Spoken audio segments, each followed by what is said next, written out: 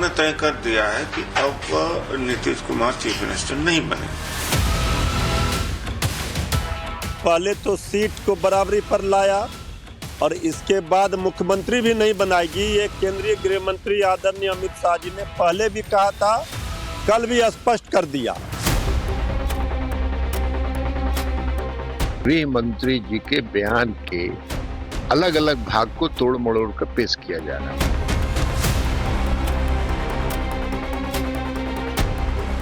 चुनाव के पहले नेता यानी होने वाले मुख्यमंत्री का भी नाम तय हो जाना चाहिए। हम बिहार में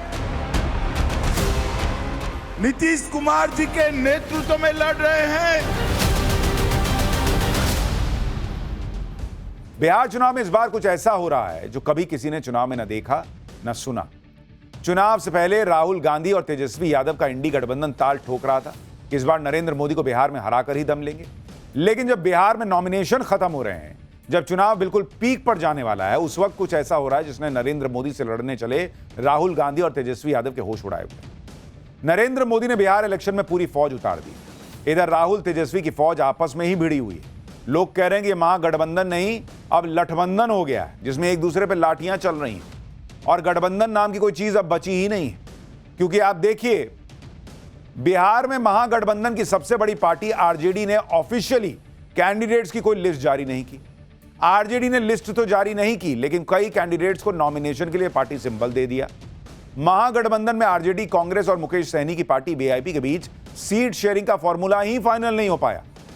हालत यह है कि पहले फेज में जिन 21 सीट पर वोटिंग होनी है, उनमें से 4 सीट पर कांग्रेस और आरजेडी दोनों ने कैंडिडेट उतार दिए।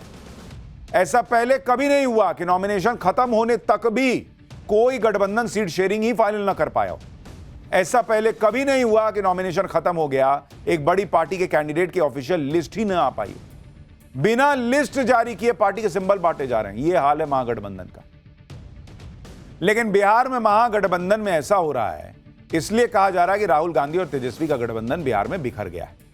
लालू यादव की आरजेडी अलग खेल में जुटी है, कांग्रेस में अलग ही खटराग चल रहा है, उधर इनके दूसरे सहयोगियों का अलग खेला चल रहा है। नरेंद्र मोदी के गठबंधन में क्या हो रहा है? भाई, एनडीए में सीट शेयरिंग का ऐलान तो हो चुका, कौन कितनी और किन सीटों पर चुनाव लड़ेगा यह भी क्लियर हो गया। यानी पहले चरण का नॉमिनेशन खत्म होते होते एनडीए ने महागठबंधन पर एक मामले में तो बढ़त बना ही ली। ऐसे सीट शेयरिंग को लेकर छिड़े घमासान पर महागठबंधन के नेता कैसे घिर गए हैं? अमित शाह के बयान ने एनडीए के खिलाफ नैरेटिव सेट करने का कैसे मौका दे दिया? अमित शाह ने एक इंटरव्यू में दरअसल कह दिया कि एनडीए नीतीश कुमार के नेतृत्व में चुनाव लड़ रहा है और एनडीए जीत के बाद मुख्यमंत्री कौन होगा यह फैसला विधायक दल करेगा। अमित शाह का यह कहना भर था, हंगामा मच गया।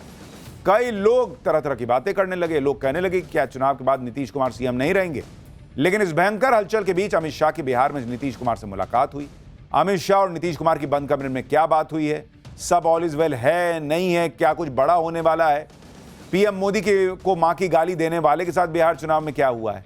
शहाबुद्दीन के बेटे को टिकट देकर लालू यादव कैसे फंस गए हैं, सब दिखाऊंगा। लेकिन बिहार में नॉमिनेशन, पहले फेज के नॉमिनेशन के आखिरी दिन कैसे आज बवाल मचा है, देखिए जरा।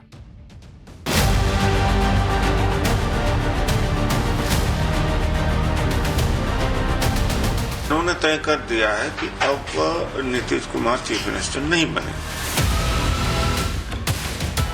पहले तो सीट को बराबरी पर लाया और इसके बाद मुख्यमंत्री भी नहीं बनाएगी। ये केंद्रीय गृह मंत्री आदरणीय अमित शाह जी ने पहले भी कहा था, कल भी स्पष्ट कर दिया।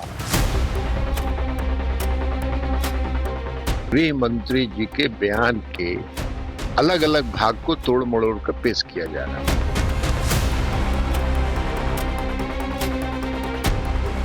चुनाव के पहले नेता यानी होने वाले मुख्यमंत्री का भी नाम तय हो जाना चाहिए। हम बिहार में नीतीश कुमार जी के नेतृत्व में लड़ रहे हैं।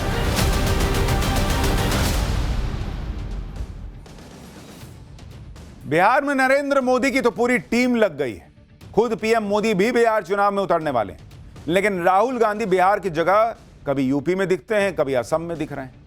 बिहार में जब चुनाव अनाउंस नहीं हुए थे तो राहुल गांधी पूरा माहौल बिहार में बनाए, यात्रा निकाल दिए, नरेंद्र मोदी पर वोट चोरी का खूब आरोप लगाए।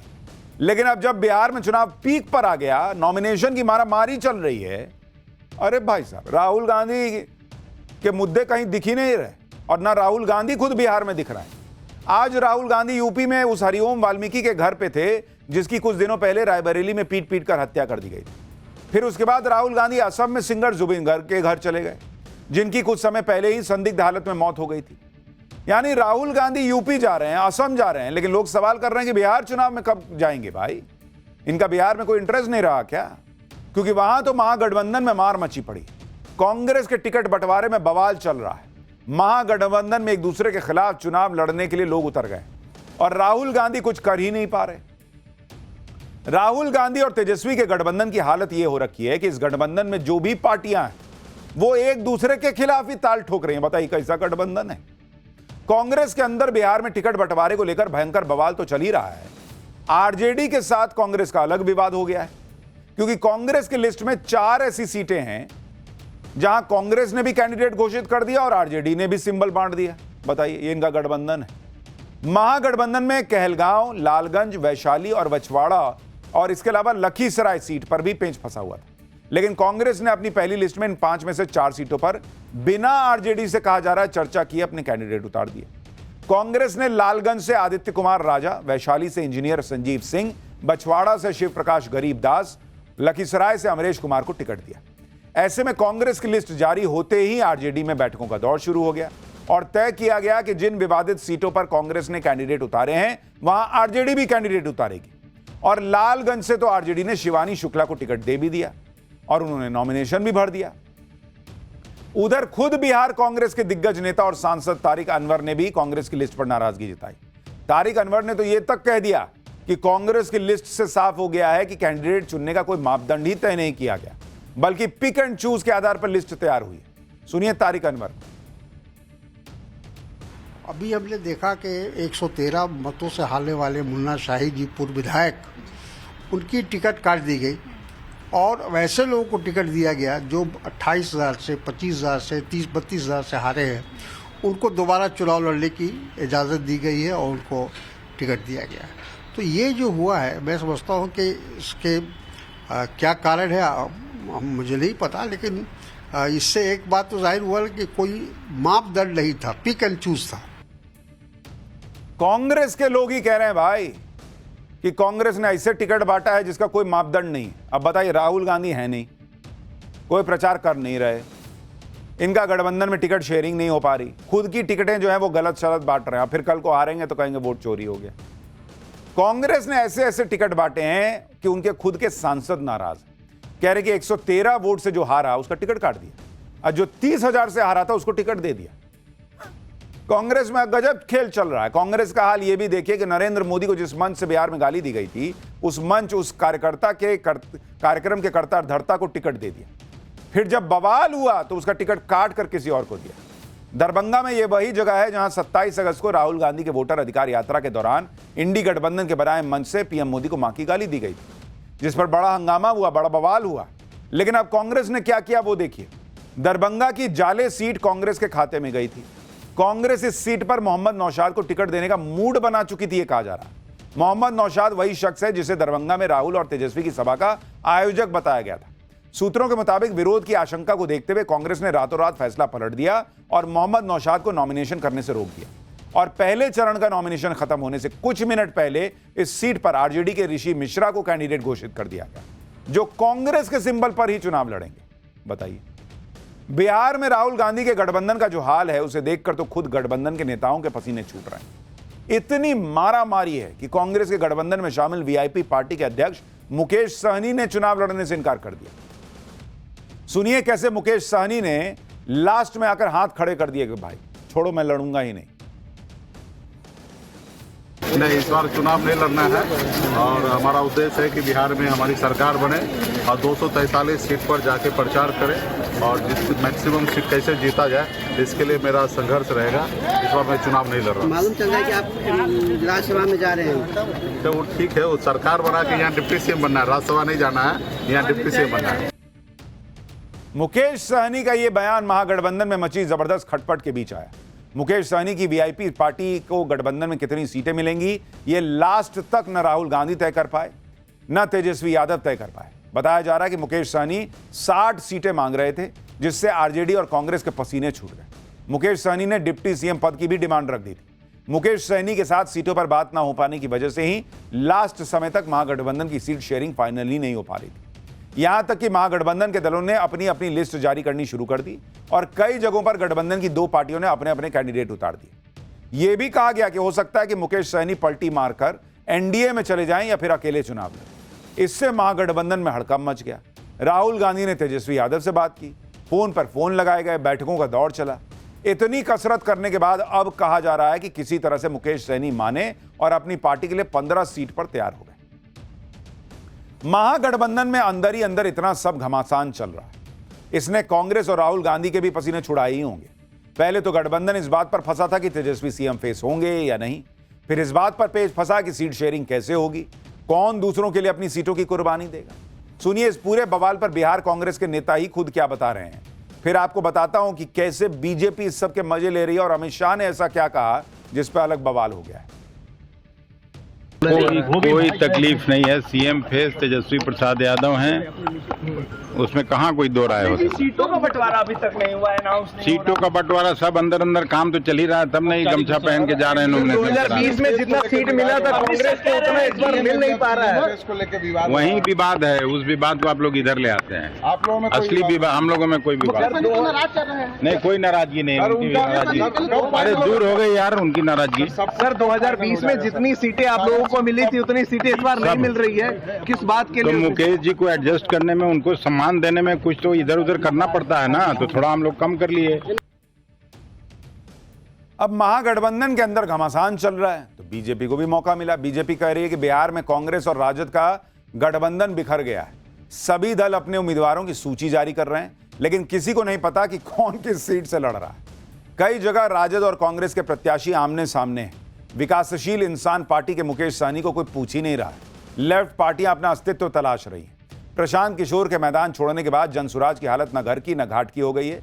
तेजस्वी यादव को मुख्यमंत्री पद का चेहरा घोषित न करके राहुल गांधी ने उनका राजनीतिक कद और छोटा कर दिया है। वहीं तेज प्रताप यादव बिहार के विपक्ष में एक्स फैक्टर बनकर उभरे हैं। आगे विपक्षी खेमे में और बिखराव होगा, लेकिन राहुल गांधी को कोई फर्क नहीं पड़ता। कोलंबिया में छुट्टी के बाद अब देश भ्रमण में मसरूफ हैं, इसलिए बिहार के लिए समय ही नहीं मिला। 14 नवंबर को फिर इनका नया रोना धोना शुरू होगा, यह अमित मालवीय ने ट्वीट किया। बीजेपी के साथ ही जेडीयू ने भी सीट बंटवारे पर छिड़े घमासान के लिए महागठबंधन को निशाने पर लिया है। ललन सिंह ने तो महागठबंधन को ठगबंधन बताया और आरोप लगाया कि महागठबंधन के नेता एक दूसरे के साथ ठगी करने में जुटे हैं। उनके यहां हमने पहले भी कहा है और फिर कह रहे हैं कि वहां महागठबंधन नहीं है, वो ठगबंधन है। अब दूसरे एक दूसरे के साथ ठगी कर रहे हैं, सीट फाइनल नहीं कर रहे हैं।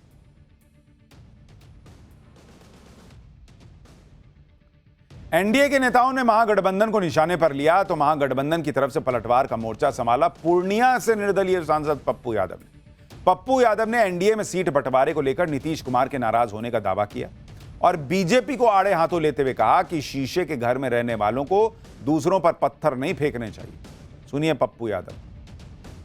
बीजेपी अपना घर देखे ना, शीशे के घर में रह के पत्थर फेंकते हैं।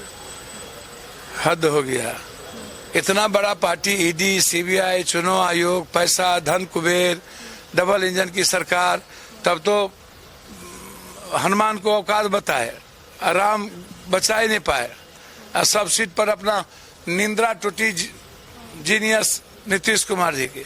बड़े बाप रे बाप, विभीषण सब हमको खाइए जाएगा।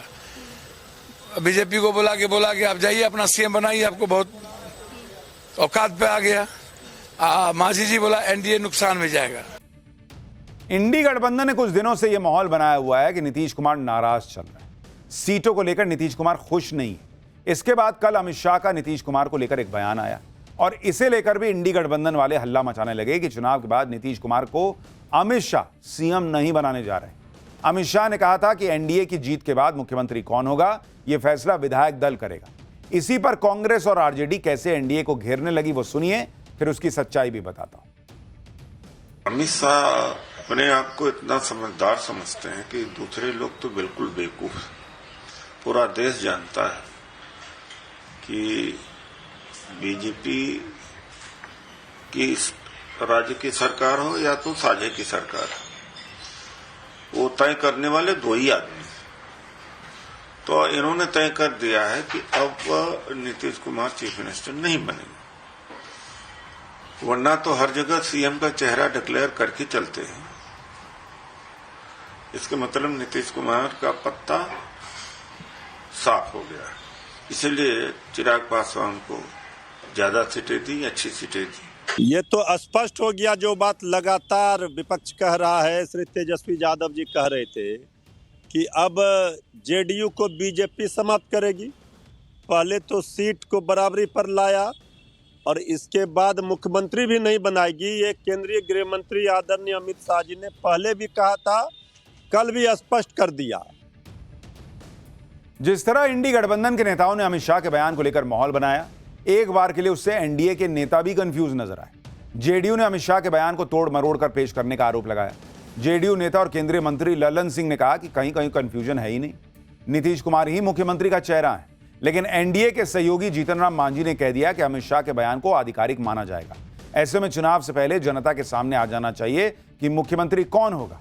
ललन सिंह और जीतन राम मांझी को एक बार सुनिए, फिर आपको बताता हूं कि अमित शाह और नीतीश कुमार की मीटिंग में आज क्या हुआ है। भाई आप लोग बात को समझते नहीं। गृह मंत्री जी के बयान के अलग अलग भाग को तोड़ मड़ोड़ कर पेश किया जा रहा है। गृह मंत्री जी ने बार बार कहा है कि हम बिहार विधानसभा का चुनाव नीतीश कुमार के नेतृत्व में ही लड़ रहे हैं। मुख्यमंत्री विधायक दल तय करेगा, एनडीए का विधायक दल तय करेगा। ये परंपरा ही है। पिछली बार भी मुख्यमंत्री बने थे नीतीश कुमार जी, तो किसने तय किया था? एनडीए विधायक दल ने तय किया था कि हमारे नेता नीतीश कुमार होंगे। चुनाव के पहले नेता यानी होने वाले मुख्यमंत्री का भी नाम तय हो जाना चाहिए था। डायलमा नहीं रहना चाहिए। ये डायलमा गठबंधन में है, महागठबंधन में। लेकिन इस सारे कंफ्यूजन को और सीएम फेस को लेकर चल रही अटकलों को आज खुद अमित शाह ने तब दूर कर दिया जब वो नीतीश कुमार से मिलने उनके घर पहुंचे। आज अमित शाह ने पटना में सीएम नीतीश कुमार से सीएम हाउस में मुलाकात की। सीएम नीतीश कुमार ने गर्मजोशी के साथ अमित शाह का स्वागत किया। दोनों नेताओं की बॉडी लैंग्वेज बता रही थी कि कहीं कोई टकराव नहीं, कहीं कोई दुविधा नहीं। देखिए कैसे हंसते खिलते मिल रहे हैं। अमित शाह और नीतीश कुमार की अच्छी बातचीत हुई और इस मीटिंग में क्या बातें हुई उसके बारे में आगे बताऊंगा। लेकिन पहले यह देख लीजिए कि आज ही अमित शाह ने यह भी कहा कि बिहार का चुनाव नीतीश कुमार के नेतृत्व में ही लड़ा जा रहा है। सुनिए अमित शाह को। कि एनडीए 20 साल में सबसे बड़े बहुमत के साथ बिहार में सरकार बनाने जा रहा है। हम बिहार में नीतीश कुमार जी के नेतृत्व में लड़ रहे हैं और देश भर में हमारे यशस्वी प्रधानमंत्री नरेंद्र मोदी जी एनडीए का नेतृत्व कर रहे हैं। आज अमित शाह और नीतीश कुमार के बीच करीब 20 मिनट तक बंद कमरे में मुलाकात हुई। इसमें बिहार चुनाव में एनडीए की जीत की रणनीति पर मंथन हुआ। सूत्रों के मुताबिक इस मुलाकात में 3 पॉइंट्स पर चर्चा हुई। पहला यह कि चुनाव की रणनीति और प्रचार का कार्यक्रम। इसमें एनडीए की संयुक्त सभाओं, पीएम मोदी समेत स्टार प्रचारकों के बिहार दौरे और चुनावी रैलियों के कार्यक्रम पर विस्तार से चर्चा हुई। साथ ही यह भी तय किया गया कि आने वाले हफ्तों में एनडीए सरकार की योजनाओं और उपलब्धियों को गांव-गांव तक पहुंचाने के लिए अभियान चलाया जाएगा। दूसरा पॉइंट यह था कि बागी उम्मीदवारों पर डैमेज कंट्रोल कैसे करना है। नीतीश कुमार से मुलाकात के दौरान अमित शाह ने एनडीए के उन कैंडिडेट्स पर चर्चा की जो बगावत करके निर्दलीय उम्मीदवार के तौर पर चुनाव लड़ने की तैयारी कर रहे हैं। बैठक में तय किया गया कि ऐसे कैंडिडेट से चर्चा की जाएगी ताकि एनडीए की एकजुटता बनी रहे। तीसरा पॉइंट था कि चुनाव प्रचार की मॉनिटरिंग और तालमेल बेहतर हो। अमित शाह और नीतीश कुमार की बैठक में चुनाव प्रचार अभियान की मॉनिटरिंग और कोऑर्डिनेशन पर चर्चा हुई। दोनों नेताओं ने तय किया कि एनडीए के सभी दल प्रचार अभियान के लिए तालमेल बैठाएंगे ताकि वोटर्स तक एक मजबूत और साझा संदेश पहुंचाया जा सके। नीतीश कुमार और बीजेपी के रिश्तों को लेकर इंडी गठबंधन माहौल तो बना रहा है, लेकिन उसका असर नहीं हो रहा। उधर इंडी गठबंधन ने कुछ ऐसा किया कि बीजेपी ने फिर से लालू यादव के जंगल राज का चैप्टर खोल दिया। शहाबुद्दीन के बेटे को टिकट देकर लालू परिवार और आरजेडी फंस गए, क्योंकि इस पर बीजेपी ने तगड़ा हमला कर दिया। आरजेडी ने शहाबुद्दीन के बेटे को रघुनाथपुर से टिकट दे दिया है।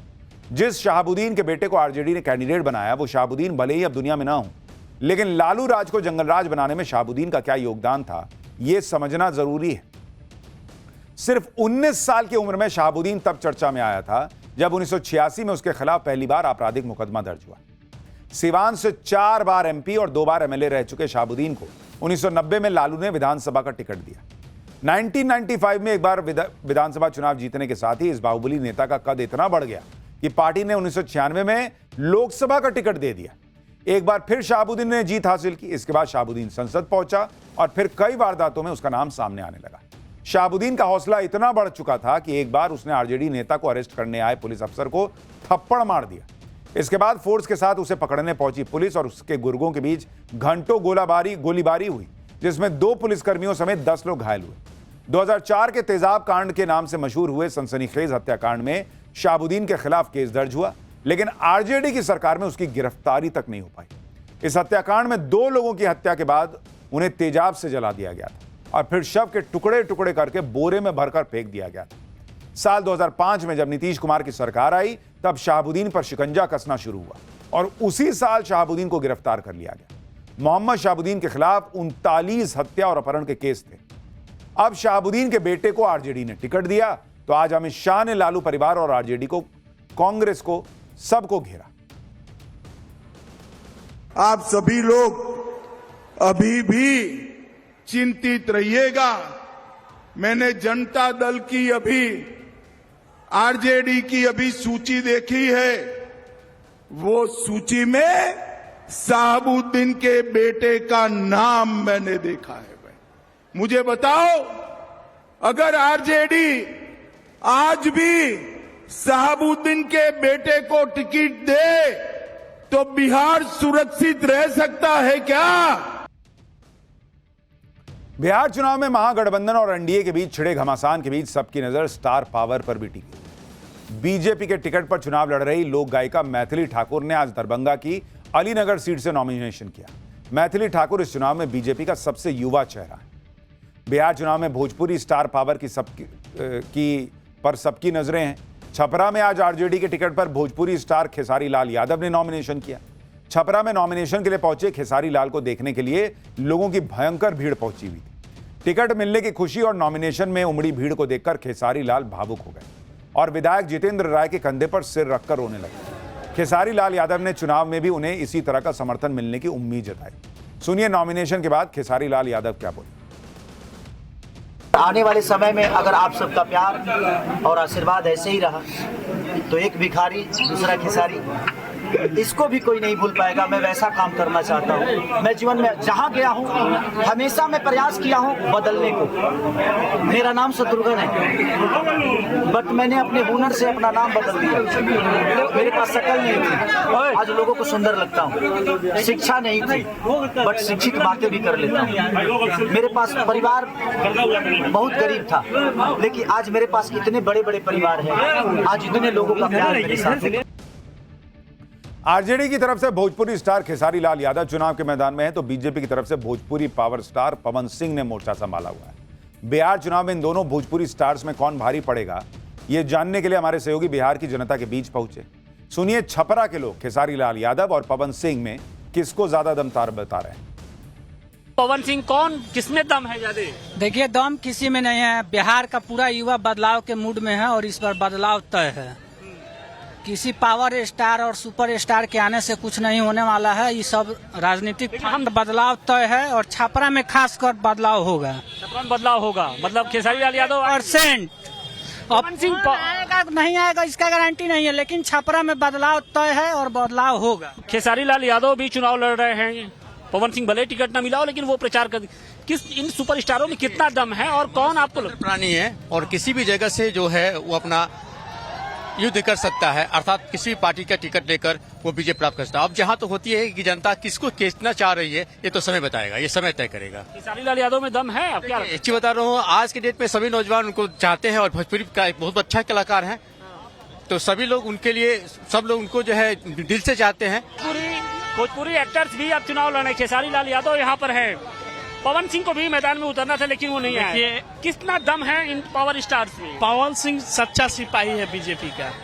एक तरफ खेसारी लाल है, पवन सिंह भी जिला में आ रहे हैं, बहुत जल्द आएंगे। अब प्रचार जोर शोर से होगा बीजेपी के, कोई कितनो दम लगा ले, मोदी के नेतृत्व में। तो भैया सबका दम दिख रहा है और बिहार में आखिरी दम तो वोटर दिखाएगा और उसका नतीजा आएगा तो सबसे पहले नवभारत पर आपको दिख जाएगा।